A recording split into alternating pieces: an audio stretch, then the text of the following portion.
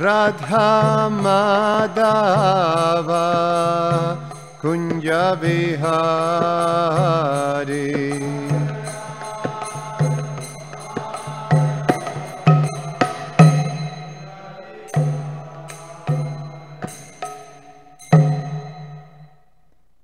Nityananda Pran Prabhu is here.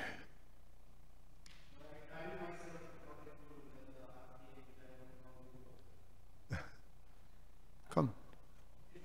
Yes, yes, please. Yesterday I gave, so, and then Monday I have to figure it out, so it's very nice. I thought you were gonna be traveling. Yeah, tomorrow I'm going. I'm so sorry. I said Sunday through, but you can give it. No. You don't have to please. I warm it up for you. Okay, thank you. Yeah.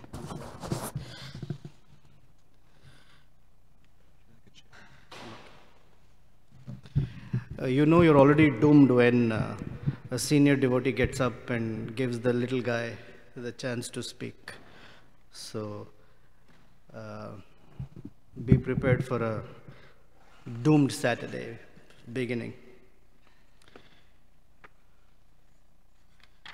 So today is Ashok Prabhu's birthday, I believe. Is it? Isn't it? Happy birthday to you. So we will speak about Hanuman on your birthday.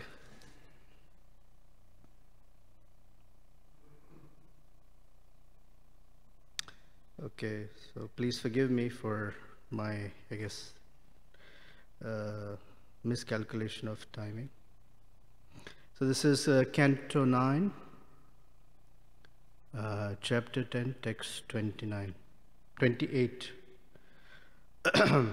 Narayanam namaskritya naram chaiva narottamam devim saraswatim vyasam tato jayamudirayet nashtaprayesha bhadreshu nityam bhagavata sevaya bhagavati uttama shloke bhaktir bhavati naishtike. Om namo bhagavate vasudevaya.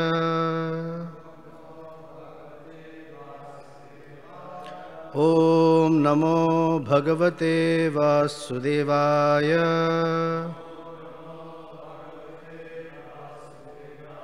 Om namo bhagavate vasudevaya.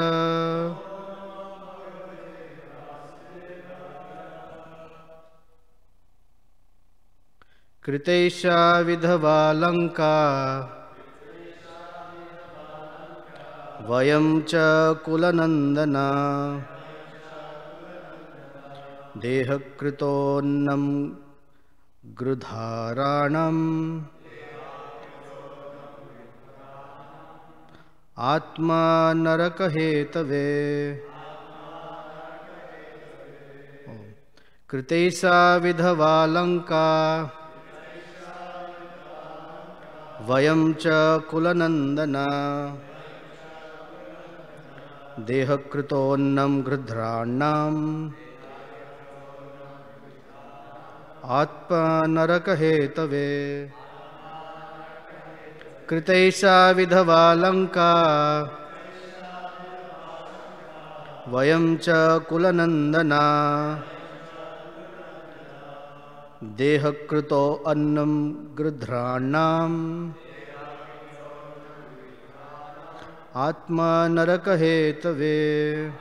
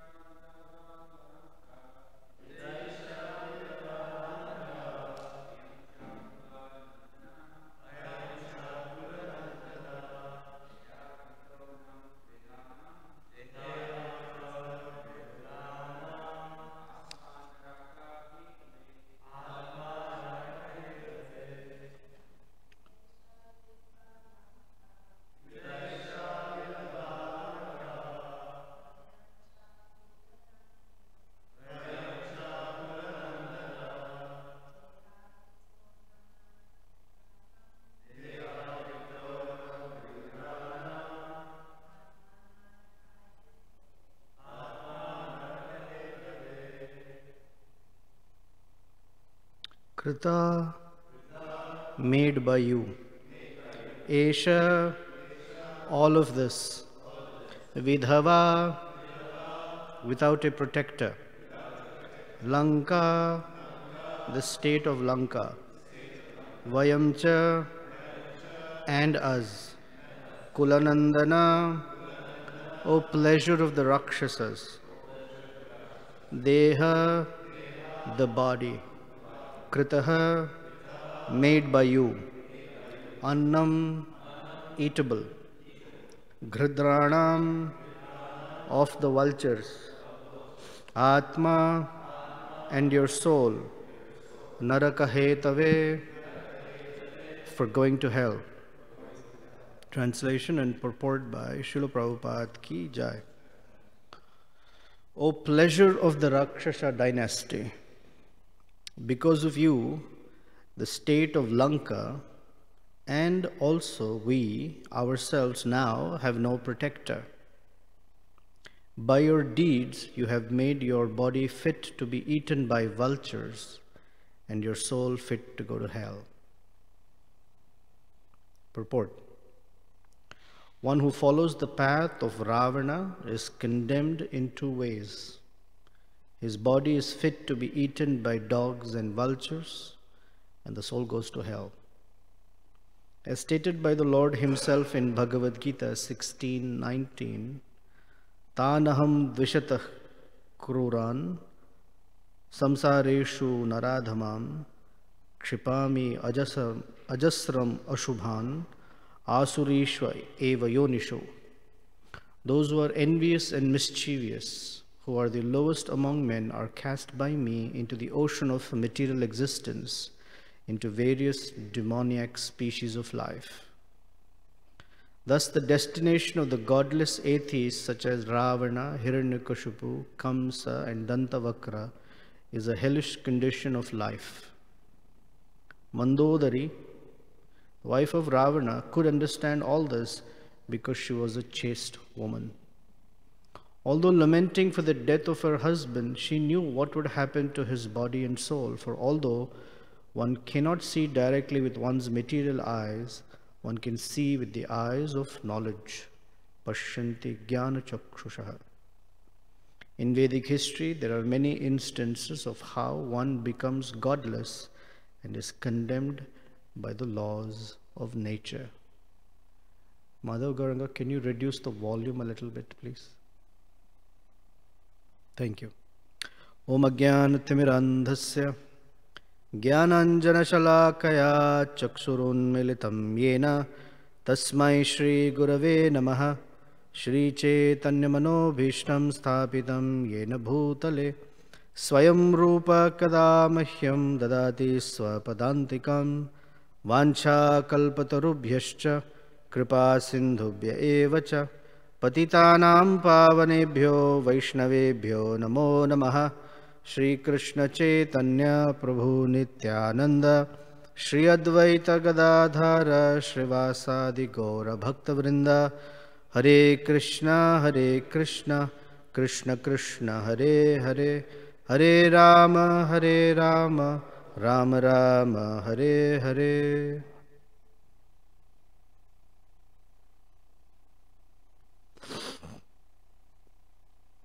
So this chapter is a summary of the Ramayana. Shukadeva Goswami is skipping all the details and giving a summary because he says to Parikshit Maharaj, you've already heard Ramayana many times. So 2 verses ago, Sri Ramachandra was chastising Ravana. You're a stool of pigs and things like that. You're the stool of man-eaters.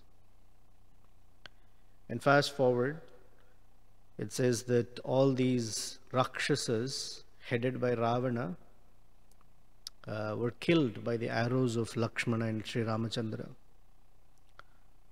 So the women of Lanka are running out, embracing the dead bodies of their husbands and crying and lamenting. Lamenting because one person's lust, The price of one person's lust was paid for by the entire kingdom. And what was the price? The death of all the men in society. So this is Mandodari, the wife of Ravana. She's crying. And in her crying and lamenting, she's saying these words.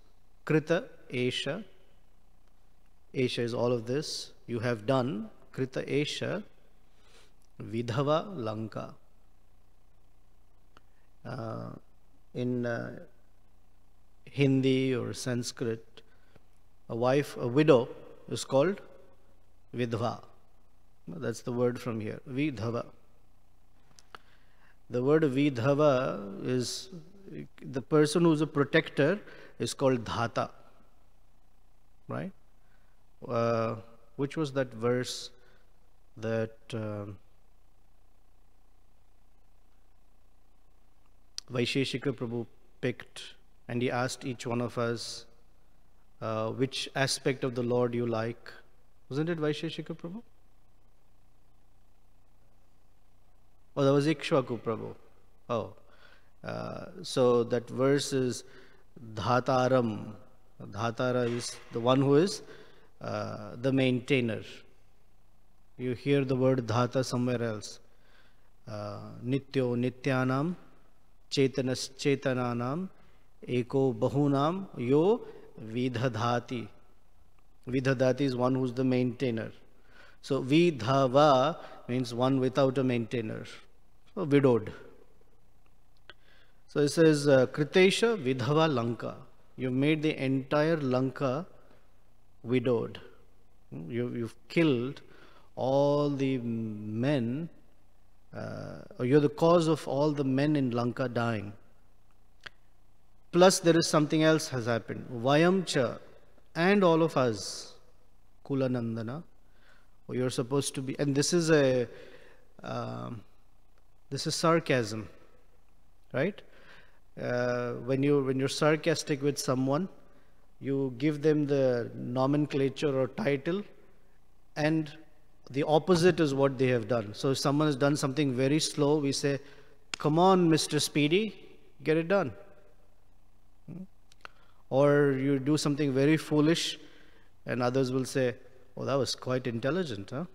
You're such a smart guy, so brilliant." So sarcasm is meant to, it's a scathing way of saying something was done wrong. So she says, Kulanandana, oh, you're the pleasure of the pleasure of the Rakshasas, look what you've done. You're supposed to be the scion, like how we say, Krishna says to Arjuna, "Oh Bharata, oh scion of the Bharata kingdom," right? So here he says, Kulanandana, great scion of the Rakshasa dynasty, you've killed all the men. Shame on you. You're the cause of the entire Lanka becoming kingless, or to put it into a state of anarchy, potential anarchy. And what has happened to you for all your behaviors? What is the outcome? Dehakrita annam gradranam. Dehakrita, you've made your body annam, eatable for vultures. Vultures like to eat carcass. What does it mean your body has become fit for the vultures? It means even your sons who were supposed to perform the last rites in such a way that is fit for ascending to heaven. We do last rites. When a person dies, there are last rites. According to Vedic tradition, the last rite is to cremate the body, because it is the cleanest and the quickest way for the soul to let go of the body. Because when you cremate, all that is left is some ash. Whenever I speak of ash, I remember this one, so I'll say it. Many of us know Rati Prabhu. Rati Prabhu's brother, who's also a devotee, Govinda, when he was a young man, he had long hair and he used to pump iron at the gym.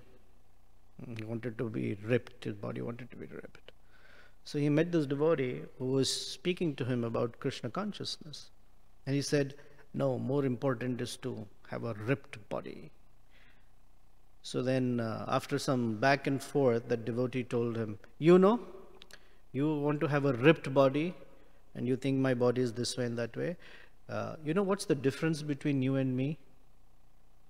So he said, no, what's the ultimate difference? He said, when you die and I die, my ash will be in a smaller urn and yours will be in a bigger urn. That's about it. Because you have so much muscle over there. The point he was making is, in life, there is something more critical and more important and more urgent. And whether or not one is spiritually centered is far more important than whether one is physically in this way or not.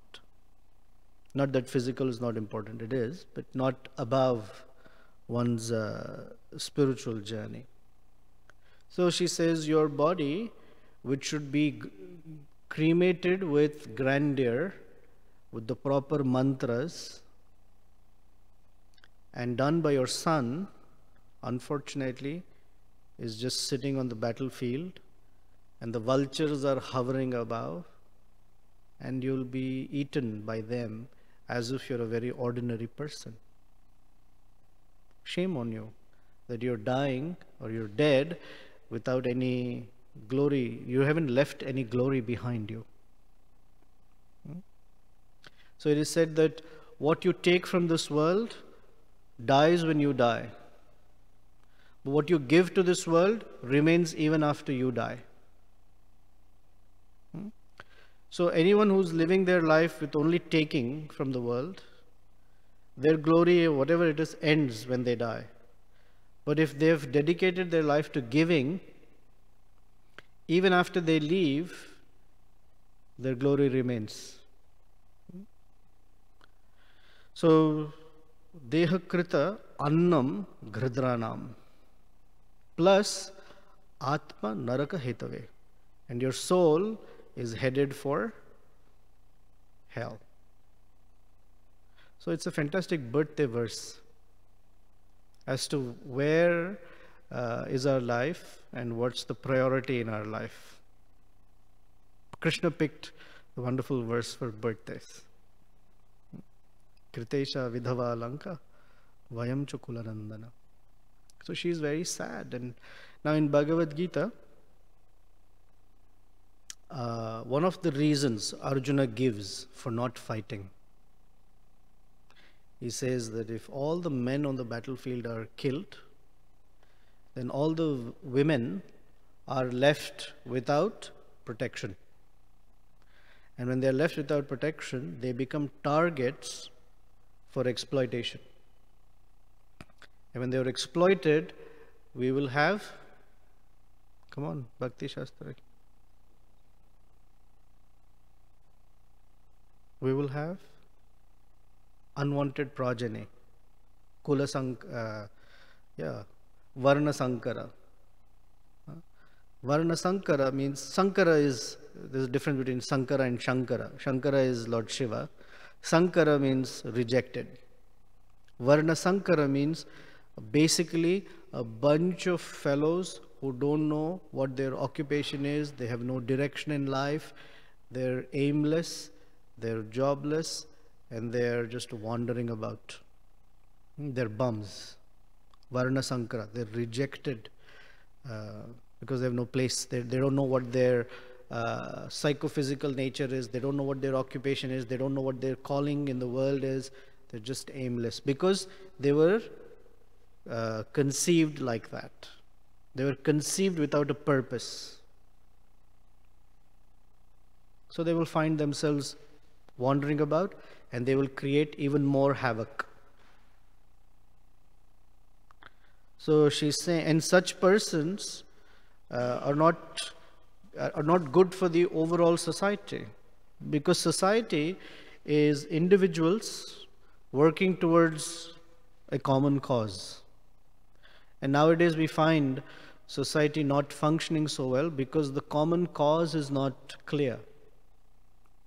Earlier it could be patriotism. But even within patriotism, there are so many different ideas.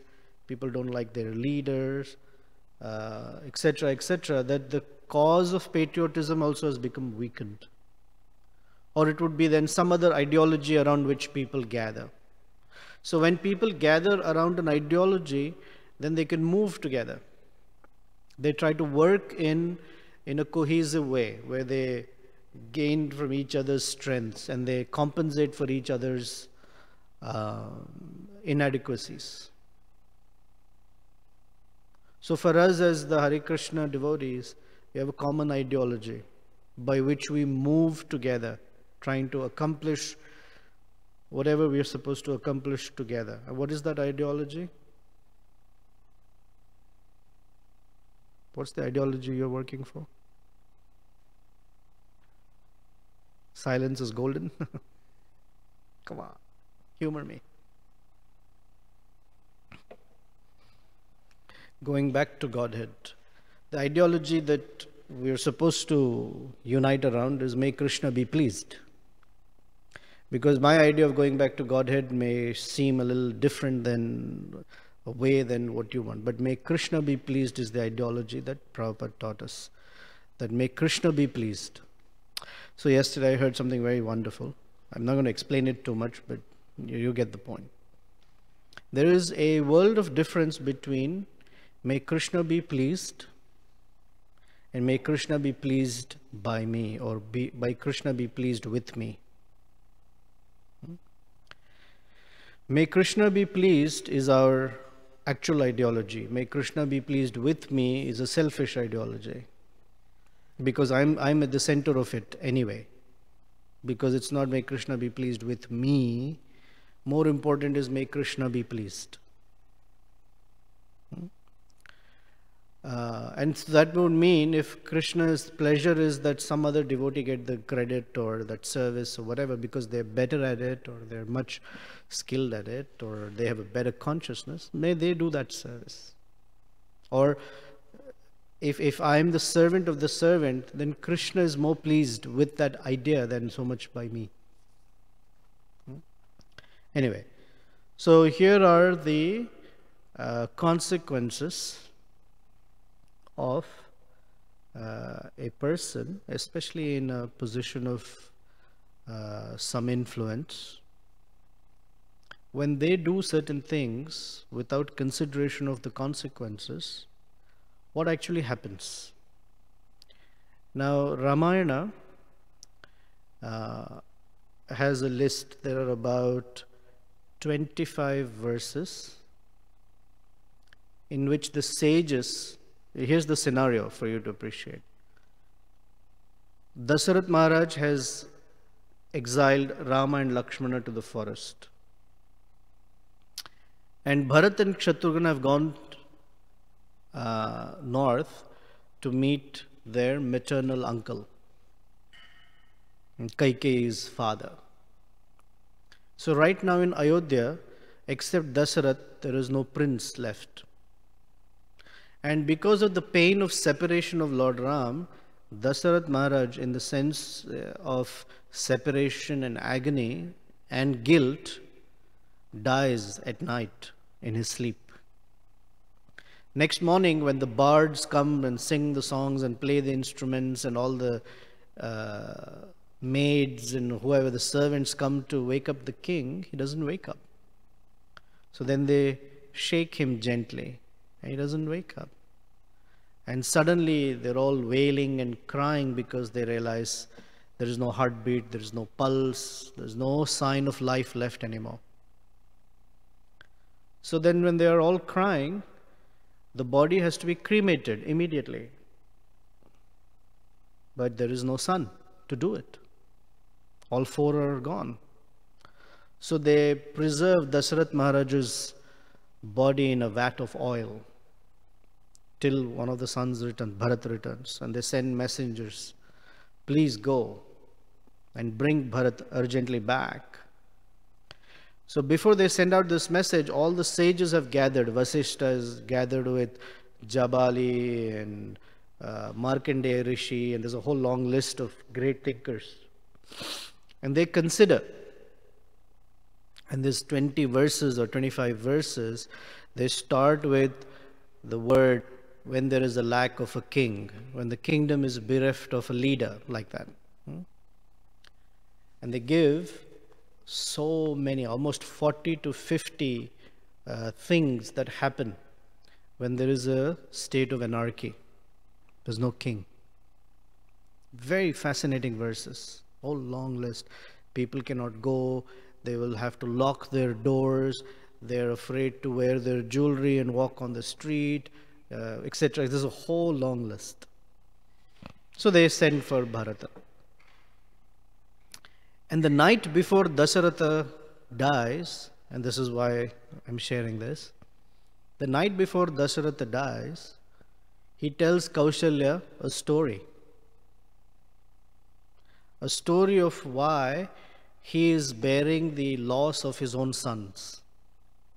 Loss means Lord Ram and Lakshmana have gone away to the forest. But why? And this is karma. This is how things come back to us. So he says when he was a young prince, he was not married yet, he was a young prince, and he had, as all princes do, he went to the forest for hunting to develop his skill at archery. And he had a gift. The gift was that Dasharatha Maharaj could shoot an arrow and hit the target without seeing the target. He could only hear the sound and he could tell the direction and perfectly aim at the target. What a skill, huh? Many of us can see the target and miss it. He doesn't even have to see it. He just has to hear a sound. So one night, he's in the forest, and as he's walking through the forest looking for deer and elephant or some animal to hunt, he hears some noise like that. And he thinks it's a tiger or some animal that is roaring softly. I don't know if you've seen any of the National Geographic videos where the tigers and lions come out at night and these guys film them at night. It is so pitch dark, okay, that if the lioness is sitting like 6 feet away from you, you cannot see her. But she can see you very clearly. You cannot see her. It's that pitch dark. So in that darkness, when he heard the sound, he shot his arrow in that direction. So the arrow found its target, but it was not a tiger. It was a young boy who was dipping a pot into the river to fill water. And you know, when you dip a pot, it makes this gurgling sound. So he mistook that sound to be the roar of a tiger. And he shot the person in the heart. So when he went to see, oh, can I claim my tiger? He saw this boy with this pot broken and writhing in pain. He said, oh my gosh, I'm so sorry, what happened? So the boy says, I don't know what wrong I have done for which I'm being killed today. And Dasharatha Maharaj says, oh, I'm very, very sorry. Please tell me, how can I mend this? How can I set it right? He said, you cannot set it right anymore. It's an arrow you've shot. Just pull the arrow out. He says, if I pull the arrow out, you will die immediately. He says, yes, let me die immediately. However, I'm not worried about my own death. What I'm worried about is I have 2 blind parents at home. They're very old. And I'm their only eyes. And I'm their only support. And all I was doing was serving my parents. Now when I die, what will happen of them? And I'm worried about them. So can you please go home and tell my parents what you've done? Dasharatha Maharaj says, absolutely. And he pulls the arrow out of his heart. The boy struggles for a few moments and dies, and there's blood all over. So Dasarath Maharaj goes back to the hermitage, and the old parents, because they cannot see, when they hear the sound of someone coming in, they say, "Oh, my son, where have you been? We've been a little anxious for you because it seems like it's nighttime, you're not around, we're worried for you, are you all right?" And Dasarath Maharaj says, "I'm sorry to inform you that your son has died, and I'm the cause of his death." And he explains what happened. So the old man, who's a sage, he says, "Normally, if my son was killed like this, I would have cursed you to die immediately. But the fact that you have come here and you are confessing on your own, I will only leave you with this, that you too will feel the pain of loss of your son." Now one may wonder, why is he cursing? The idea is what the sage is saying is he's an instrument at speaking out the law of karma. What you put out to the world, what comes back to you. If you fill the world with whatever your capacity is, you fill or you give kindness, kindness comes back. You give love, love comes back. You do harm, harm comes back. This is just how the world operates. So Dasarath's been cursed this way, that he will also experience the loss of his son and die in that separation. So Dasarath Maharaj narrates this story, and he says that a man, an intelligent man, must be careful, man, woman, whoever, must be careful that their actions and words have consequences. And before they say and do, they must consider what consequences my words and actions will have. That's one. And second, a person who only rejoices in the immediate gratification, in the immediate benefit, is a fool, number one. And he gives this analogy. The immediate gratification is, he says, when you see a mango tree and you see that its new blossoms are tiny flowers, very, very tiny. Have you ever seen a mango blossom? Okay. These are these purple leaves, and at the end of those purple leaves, or at where the apex is, are these tiny flowers. These are mango flowers, which in future become mango fruit. He says when a person looks at new buds of a mango sprout, and he looks at the small flowers, and he says, "Ha, this is useless, too small." Instead, he cuts off the mango tree and plants a palasha tree. I don't know I forgot to check on the botanical name for a palasha tree.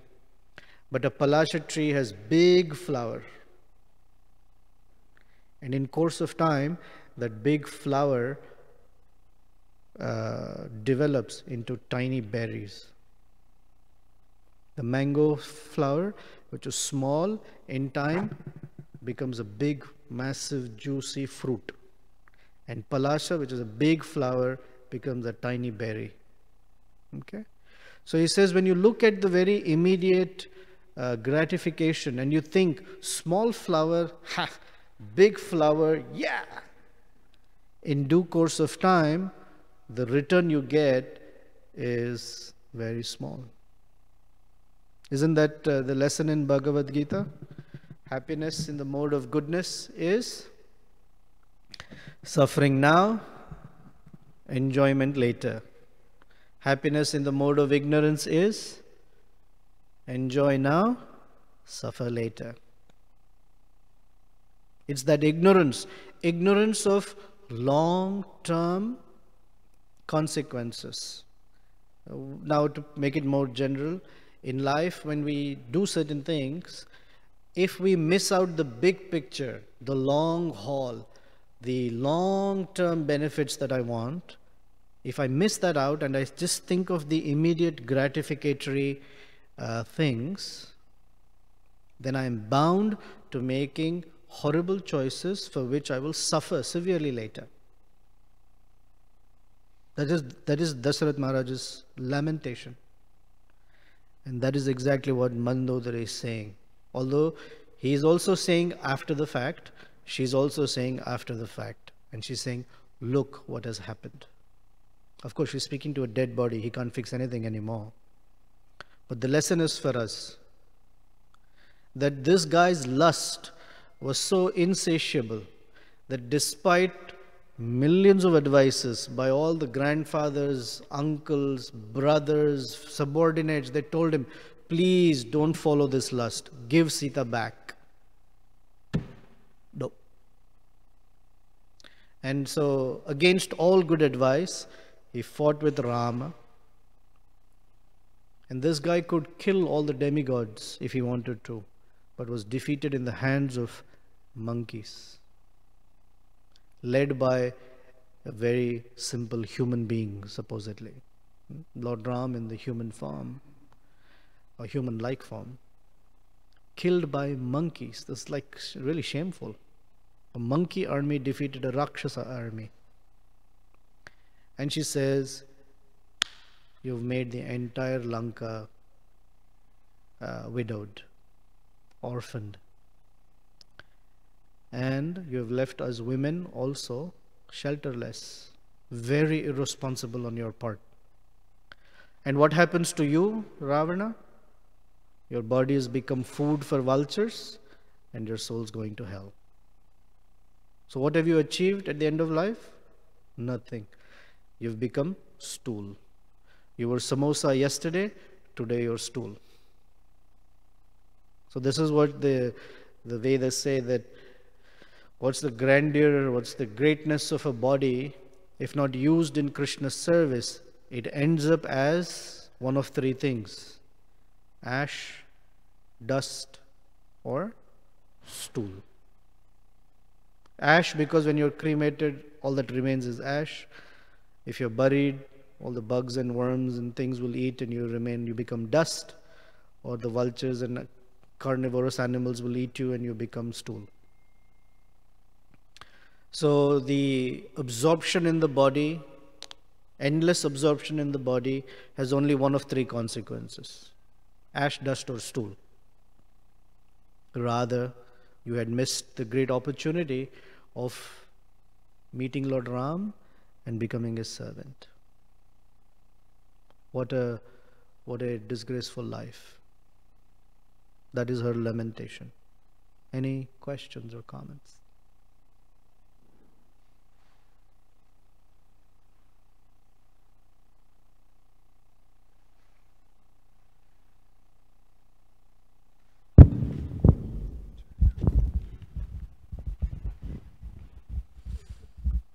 Yeah, go ahead. I'm wondering, we hear that Ravana is either Jaya or Vijaya, I'm not sure which one, from the spiritual world.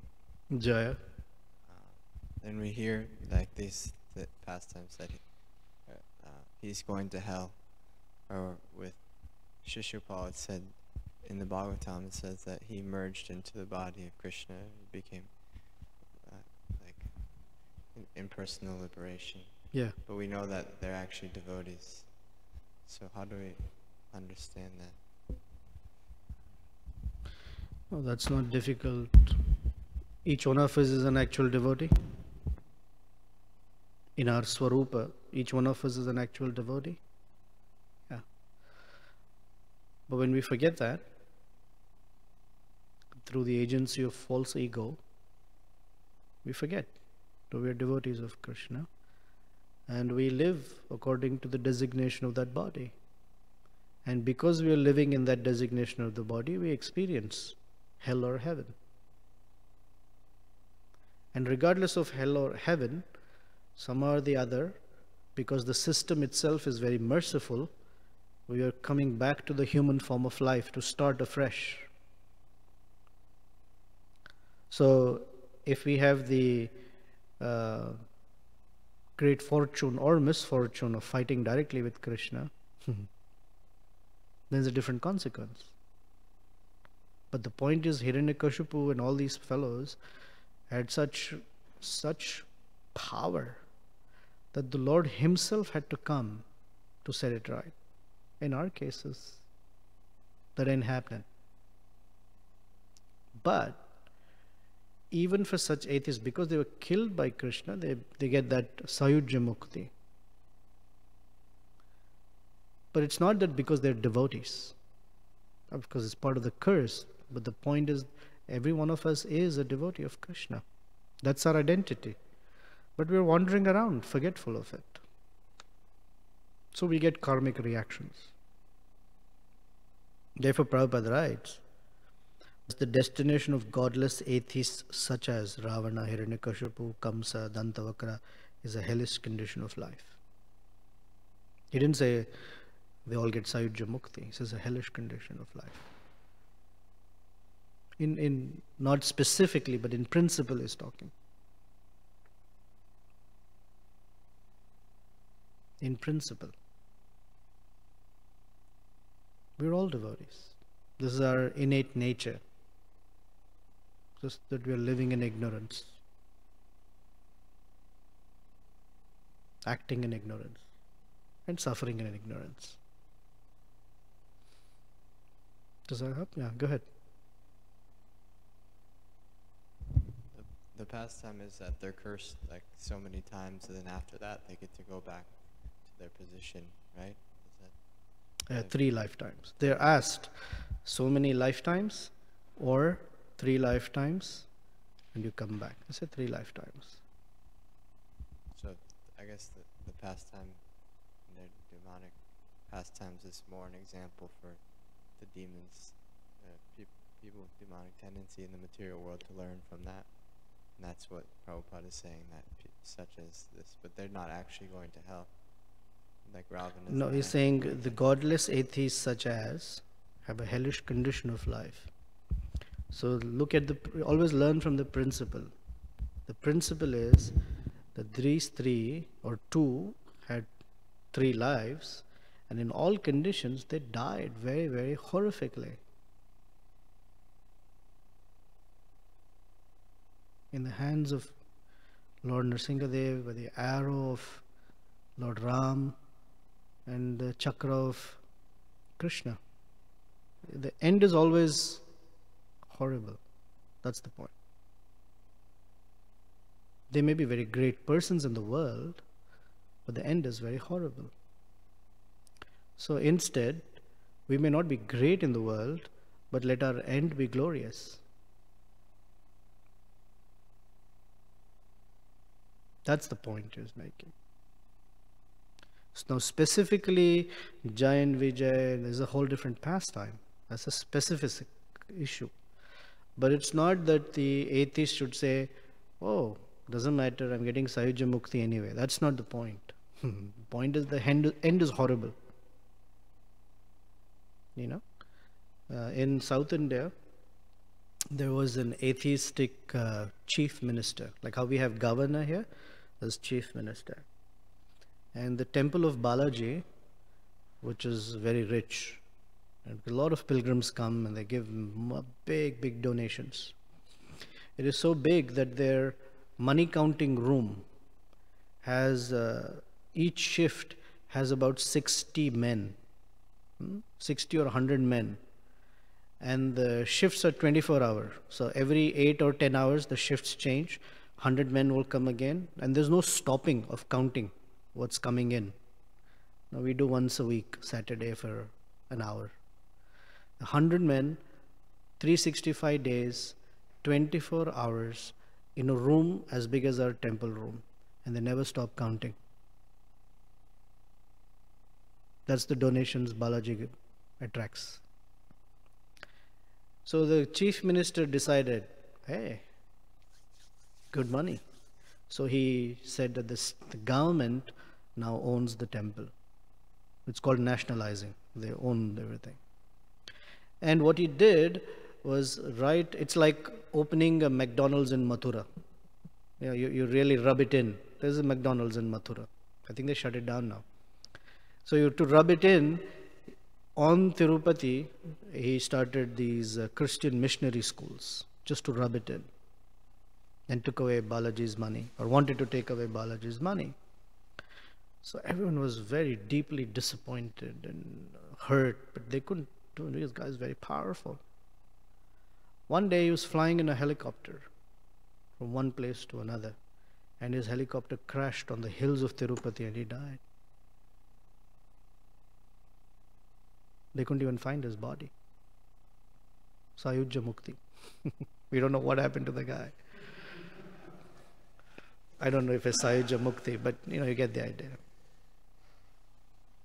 So that's the principle, that you may be very great and you may cause great damage, but the end is horrible. Yes, she's saying, Kulanandana, you're the scion of the entire Rakshasa dynasty. What has become of you? You become food for vultures. Yuck. That's the principle. A great life is not how you live it. A great life is also how you leave it.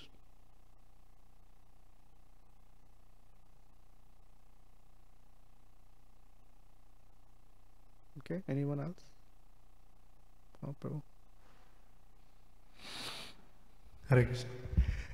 Prabhu, I had this doubt, like in Kali Yuga, whether the reactions to what we do becomes lesser in magnitude, like in previous ages, like as we were talking about Dashrath Maharaj, the karma he faced, or even Dhritarashtra because of killing the birds. We see in Kali Yuga so many, like in our minor dealings also, so many things we do like by mistakes. So is the reactions like become lesser? In the case of like example is Jai Vijay also, they did, I mean in that past time that they did, like we heard so many bad things more than all the other, but Mahaprabhu's mercy was so much that everything was vanquished and then they improved themselves. So is it that in the Kali Yuga in general, like is it that the reactions become less, and especially after? No, in Kali Yuga it's not that reactions become less. In Kali Yuga it looks like the reactions are less because the magnitude of our mischief is also small. The magnitude of our mischief, wrong deeds, is small. So the reaction is small. We are not powerful like Ravana that can lift the whole Kailash mountain and shake it up. We can barely lift a sack of potatoes. And you'll see by the time Bhoga comes how it is. So our magnitude of mischief is small, so the reaction is seemingly smaller. If the magnitude is large, the reaction is large anyway.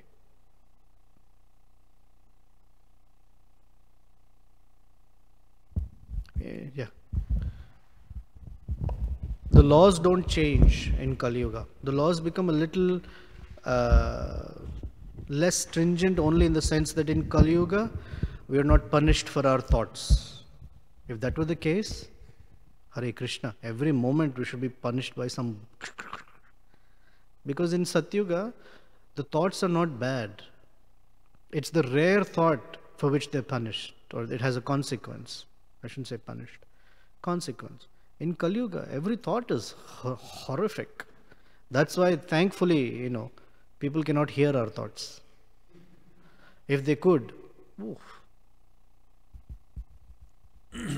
That protest that took place out at O'Hare Airport about 10 years ago for the closing of the temples in India, were you there for that? No, we sent, some of the devotees went. Yeah.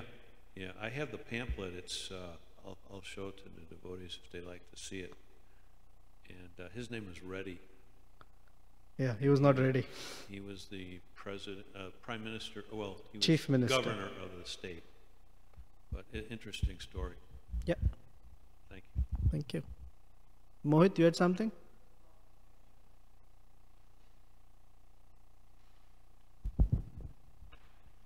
Prabhu, what a practical takeaway also can be is whatever our disposition is, whatever our duty is in this material world, that we take it seriously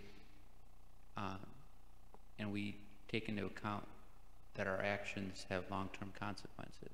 So Our what has long-term our consequences? actions have long-term consequences. So from this verse, what I'm taking away, and please correct me if I'm wrong, is whatever our position is in the world, we have to be cognizant of the long-term consequences, like you were mentioning, of our Right. actions. Because if we do our duty, we have done the work of this material life. But if we misuse and don't do the duty that we're supposed to do, then our consequences can be we can go back and all. So if I may slightly modify that, first of all, to know what our duty is, it's not easy. Generally, we think of duty in terms of roles that we have to play. That's only one part, though. There is a whole set of duties that we may not be aware of. We call it swadharma. There are two swadharmas. One is swadharma at the bodily level, because of all the roles we play, father, husband, citizen, whatever that is. Then there is another swadharma, atma. So there are duties associated with that. So Narada Muni says, you may do this set of duties excellent. You're a great father, you're a great husband, a very conscientious citizen of this world. But if you haven't done this dharma, at the end of life, you haven't gained anything. You get zero. At best, you get a heavenly position, which is as worse than zero, but you get heavenly position. On the other hand, one may not do this so well, but is conscientious, not do it so well. Not that one has to be negligent or callous about it. One may not do it so well, but parallelly does this duty, and that person is considered higher. Tyaktva sadharmam charanam bhujam harer. It's a very oftenly misunderstood verse. Okay? People think that because this is more important, I can be negligent of this or callous, or that's the wrong understanding. Because doing this, how much ever we try, Krishna says in this material world, every person in his duty will do something wrong or erroneously. It's just the nature of this world. It's in the 18th chapter. Whatever you try, however good a father, a husband, a citizen you want to be of this world, something you will do is not correct. Just the nature of this world. So parallelly, alongside, the other duties must be going on to actually make these duties shine. If this is not done, and only this is done, then Narada Muni says one hasn't gained anything in this world.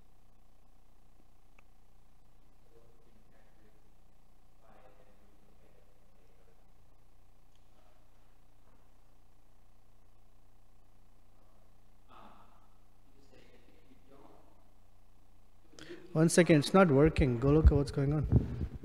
Yeah, it's working now. Okay, so basically another way we look at what you just said is if you don't combine those Yes. two, then the end result will not be sufficient. Even if seemingly is wonderful, it's nothing. Right, so it's not about just fulfilling material duties, but it's fulfilling material duties with your ultimate duty, your spiritual duty. Very good. Correct. Right? And so that's the first part of my response. And the second is, one may want to do one's duties conscientiously, but one is not aware of what one's duties are. Awareness comes from just seeing. And Prabhupada writes in the purport, it's not what one sees with material eyes, but one can see with the eyes of knowledge. Pashyanti jnana chakshusha. So seeing with the ear is more powerful than seeing with the eye. This is what we just did at IIT this past Thursday, 2 days ago. The seeing with the ears is more powerful than seeing with the eyes. Seeing with the eyes is, oh yeah, I'm a father, I'm a husband, I got to fix these things. But seeing with the ear is that these are all Krishna's parts and parcels, and that is why I'm supposed to do what I'm doing. Because they, as parts and parcels of Krishna, not just they, but every living entity, is not visible to the eye. It's visible to the ear.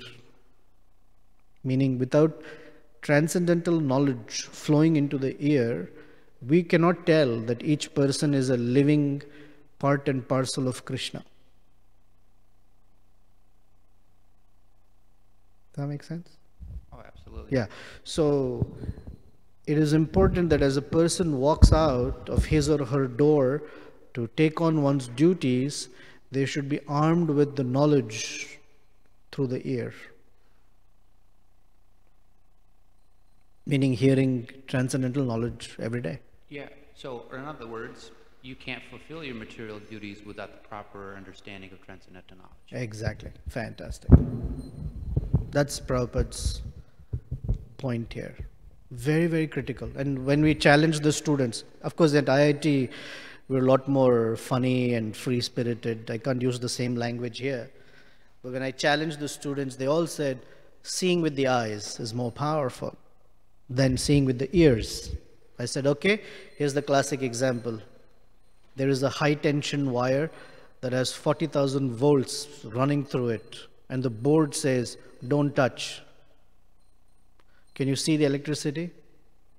No. You want to find out by touching it? No. You hear it, that someone has said, don't touch it. Because if you touch it, you will not be there to tell others that it is true.